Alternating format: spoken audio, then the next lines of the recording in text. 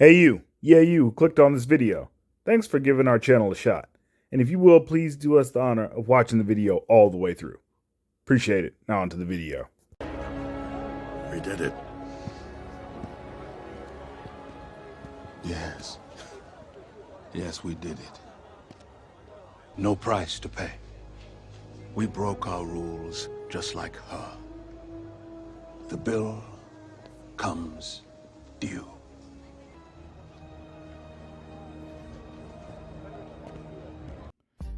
Hello, fellow 8-bit heroes. Today, in some really strange news and a breaking news update, we have for you some gaming news, and it's not good.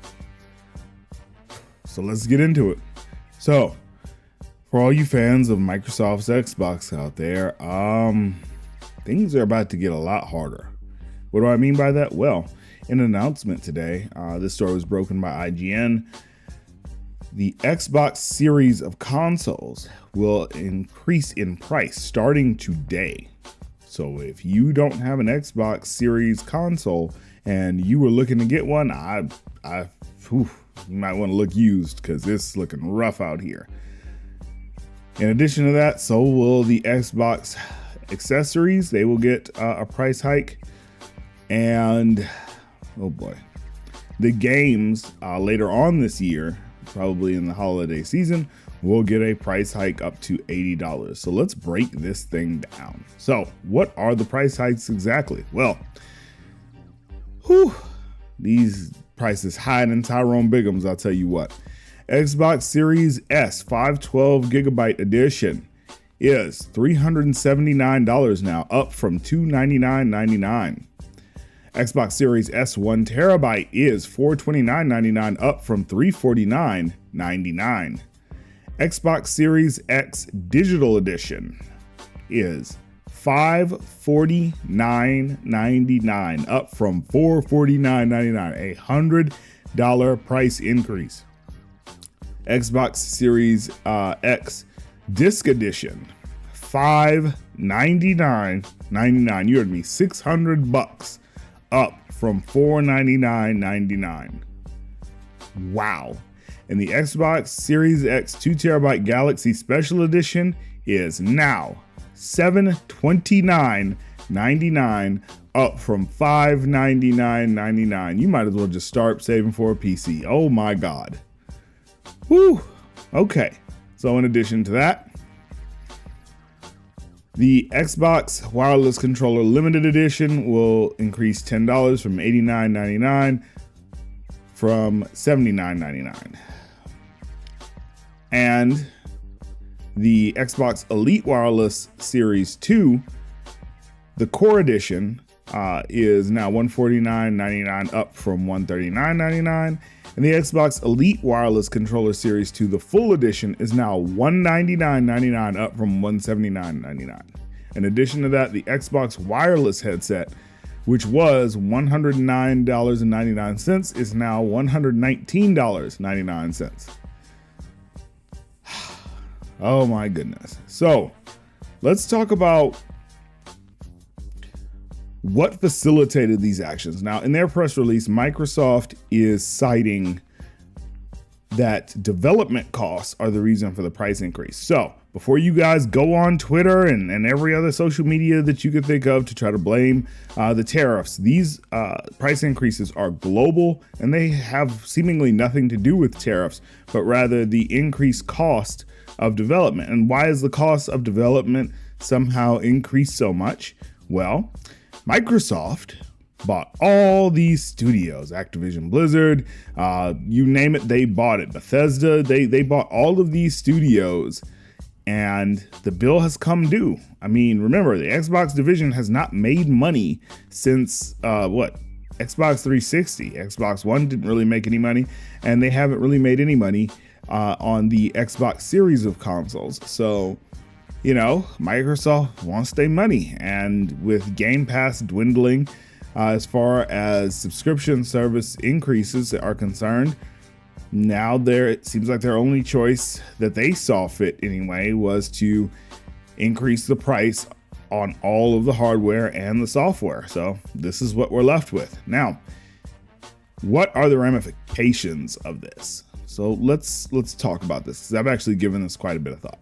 So now, this didn't happen in a vacuum. We know that Nintendo started this nonsense, or maybe they were just ahead of the curve, but the Nintendo Switch 2 was obviously priced at $450, but at some point in the month of April, they were toying around the idea of $600 for the Nintendo Switch 2, in addition to $80 to $100 games a piece, which didn't sit well with gamers. Now, they obviously backpedaled on the price of the hardware, but the price of the software is still going to be right around that $80 price point. Microsoft, of course, like I say, they had their own plans as to increasing price. So that just leaves Sony. Now, there are two sides to this. Sony has a decision to make.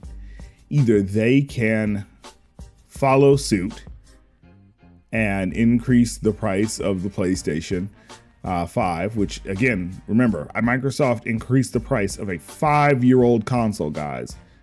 The Xbox series of consoles have been out for a total of 5 years. So, with that being said, if we're looking at it in totality, asking more for old hardware is insane.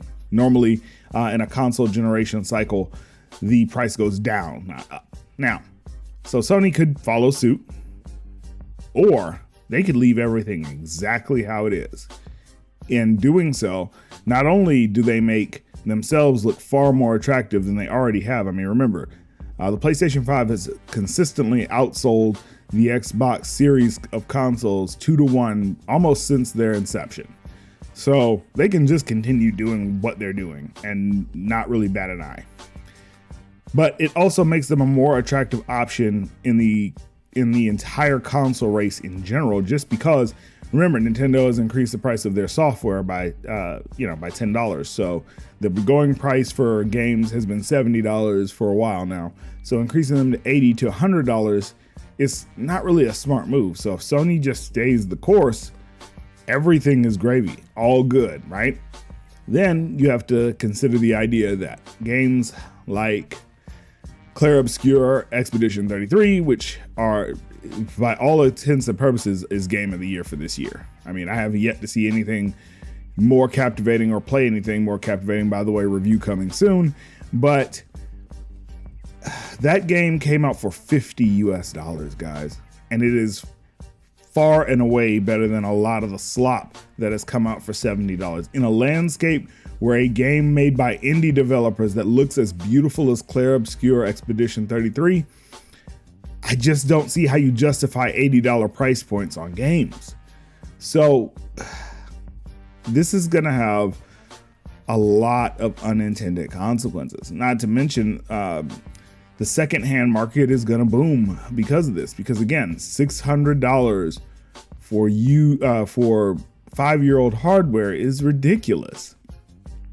That also lends to the idea, and a lot of analysts have been saying this, is that this console generation may last longer than many console generations before that. Now, we've seen this before. We saw this with the PlayStation 3 and the Xbox 360 generation, which lasted quite a while. I think it was an 8-year, maybe 9-year console generation.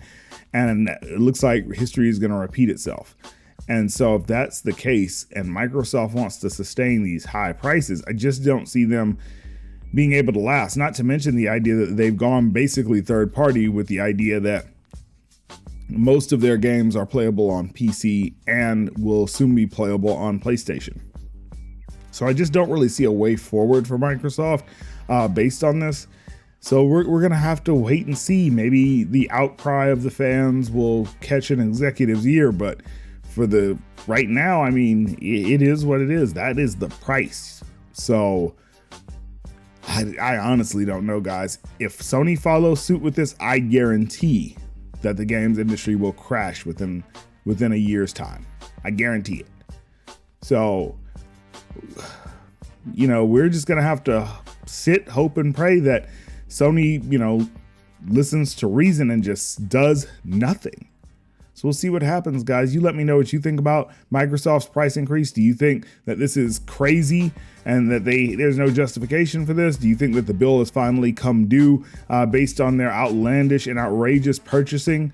Or do you think that this is justified and this is just, the price of doing business? Sound off in the comment section below, and we'll see you on the next one. 8-Bit Heroes out. Peace. If you'd like to get a shout out on the channel, then hit that like button, maybe share it with a couple of friends, and do us the biggest honor of all, and subscribe to the channel so you can join the 8-Bit Heroes family. And while you're at it, hit that bell icon so you can be notified when our new videos come out.